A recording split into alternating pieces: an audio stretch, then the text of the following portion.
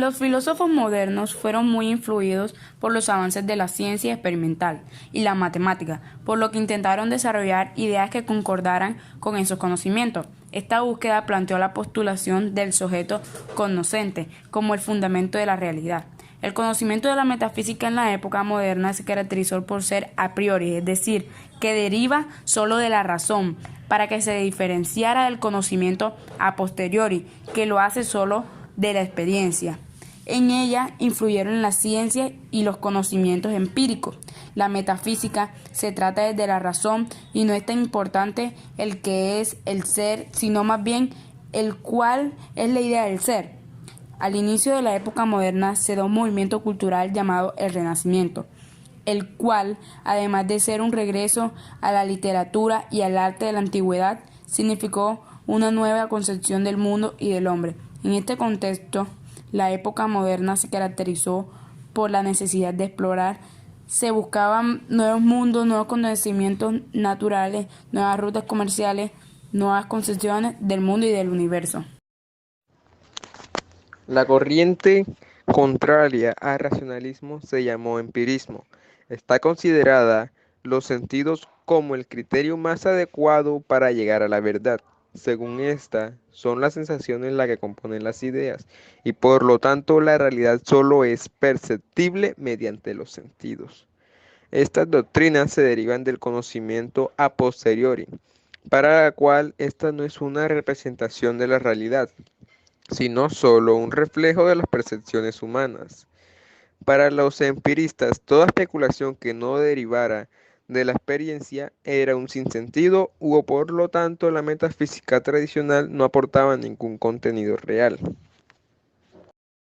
El dualismo será la corriente liderada por Descartes, según el cual el cuerpo y el alma son unidades diferentes y constituyen las únicas sustancias del universo. Para Descartes, la metafísica es una prima filosófica que trata de cuestiones de la existencia de Dios y de la distinción real entre el alma y el cuerpo del hombre.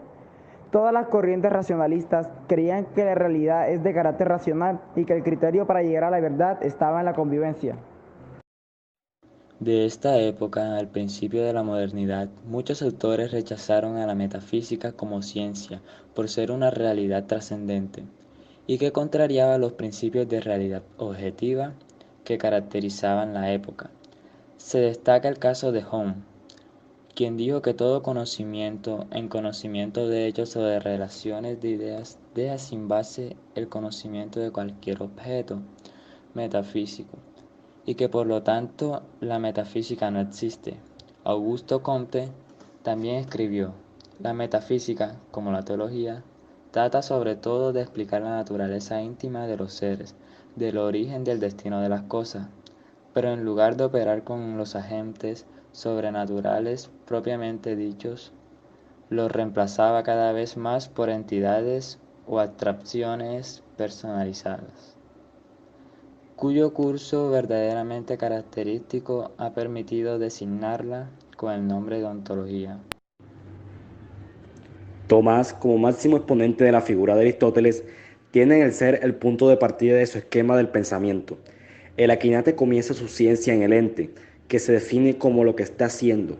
Ahí introduce su innovadora distinción entre esencia y existencia, ya que podemos actualizar interiormente la esencia de un objeto, su figura y sus límites, independientemente de que exista, de que tenga realidad propia, contenido propio. Hay que incluir que ambos son principios diferentes. Tomás asocia la esencia, por ser limitación, con la potencia aristotélica y la existencia, por ser perfección como acto. En esta independencia de la existencia respecto a la esencia radica la cuestión de la contingencia de los objetos y de toda metafísica en general. Al hilo de ello, Tomás se refiere a Dios que es plenamente subsistente, no contingente.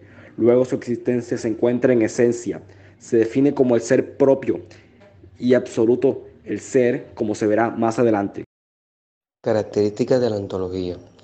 La ontología estudia el ser cuando el interés por estudiar el ser se origina en la historia de la filosofía, cuando surge la necesidad de dar explicaciones racionales, no mitológicas, a los fenómenos del mundo físico.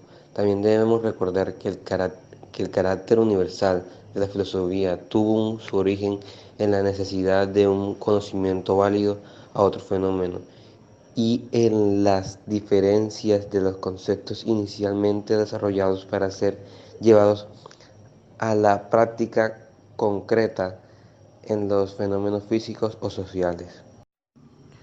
Es por eso que muchos pensadores se dedicaron a reflexionar sobre cuál podría ser el fundamento del mundo físico. Pero ¿qué pasa?